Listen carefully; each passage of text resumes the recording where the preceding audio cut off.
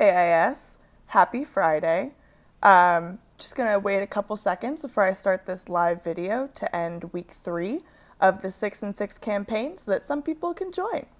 So as you're all rolling in, I wanted to basically just let you know how PDD went today, which is Project Development and Documentation.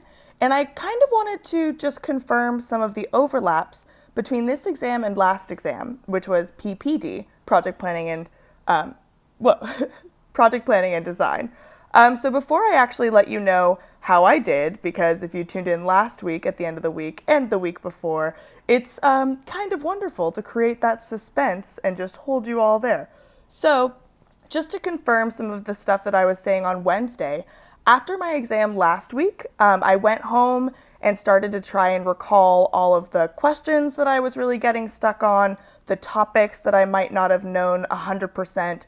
And last night, I spent a good amount of time just researching all of those questions that I was stuck on. And doing that really helped me feel more confident going into the exam today, and actually ended up helping me out on some of the questions, because these two exams are incredibly correlated and they're incredibly similar. So in addition to that, even though I only studied for this week for PDD specifically, I realized that studying last week for PPD and the week prior for programming and analysis really ended up correlating to about 3 weeks of studying for this exam, because those 3 have a lot of overlap and there are a lot of information and concepts that correlate to all of them. So without further ado, if you want to know how I did, I passed! I am kind of still in shock, but I am elated, and I don't really know how to explain this feeling to all of you.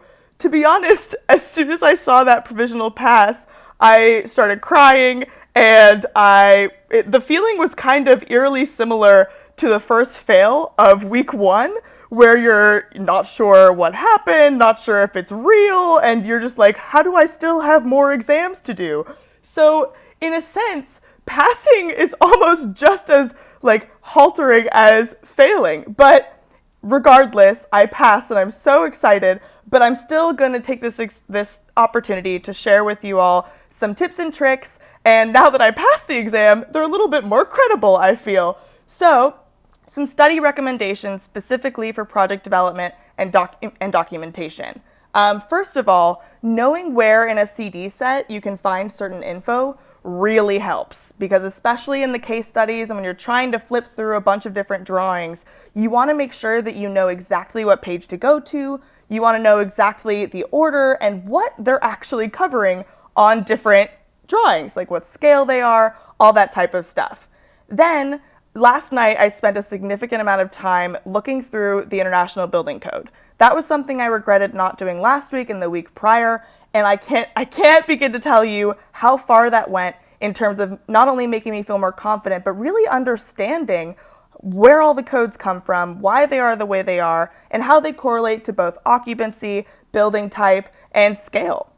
In addition, as I showed on Wednesday, all of those architecture toolbox charts and blogs and pages I was letting you know about, I spent a good amount of time the last few days looking at the pages that I didn't feel as good about, the topics that I was a little bit nervous about, or maybe wasn't recalling all the information, and that really helped as well.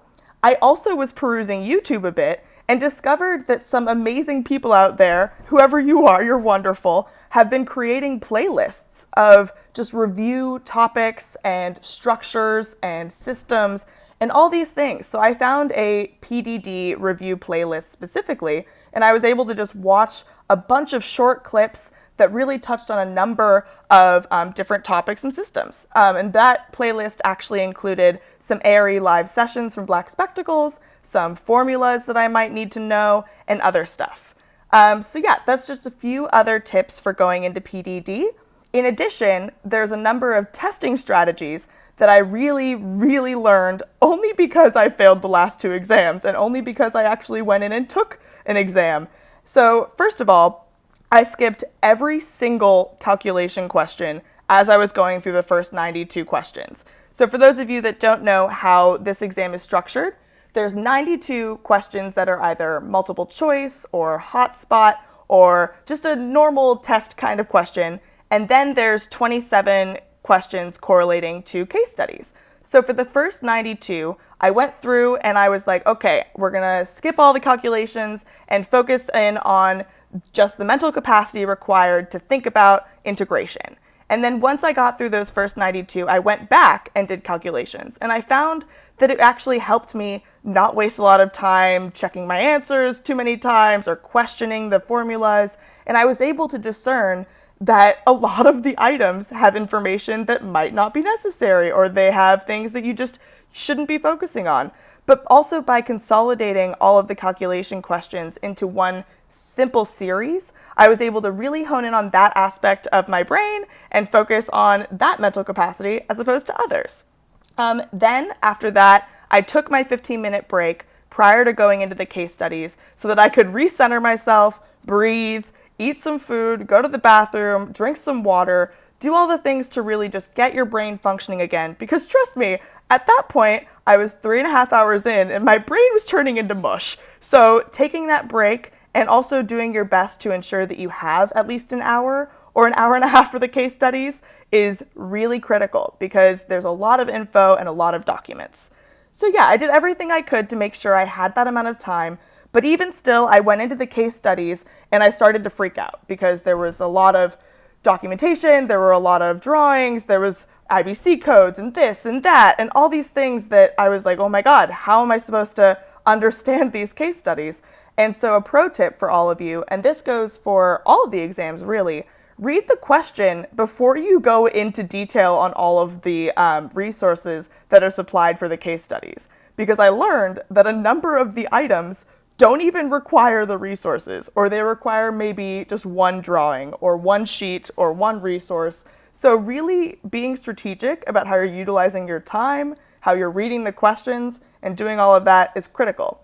But even still, time was ticking, and my time ran out, and I still had 2 questions left. So before I checked my provisional report, I was like, oh man, this could go either way. But then I thought back to my break and I realized I felt really good about the first 92 questions, and apparently that turned out for the best because I didn't have time to go back and change any answers, and running out of time ended up being the best thing for me. So when I saw that provisional pass, I kind of covered my heart with my hand and I looked around and I realized I was the last person in the center and that all of the Prometric testing center people were actually watching me because according to them, this is their words, they had nothing better to do at that point.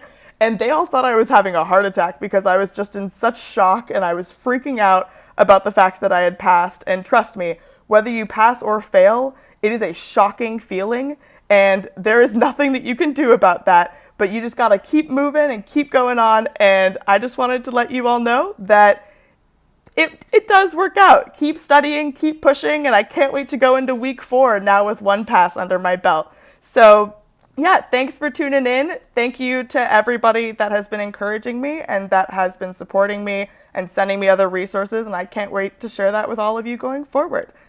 All right, have a good weekend, everybody. I know I will.